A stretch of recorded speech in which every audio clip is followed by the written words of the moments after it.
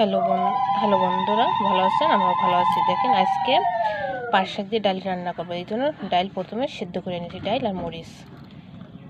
দেখেন বন্ধুরা, সুন্দর করে ডাল ঘটনা হয়ে গেছে। এখন জল দিয়ে দেব। দেখেন বন্ধুরা, ডালে জল দিয়ে দিচ্ছে।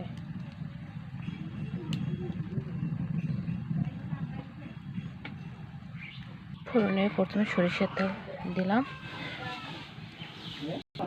দিয়ে দিলাম পেঁয়াজ আর রসুন,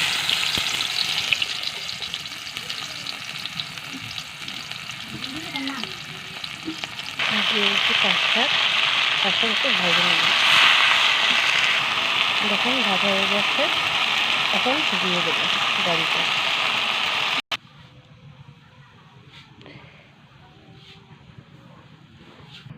এই দেখেন আমার পাট শাক দিয়ে ডাল হয়ে গেছে।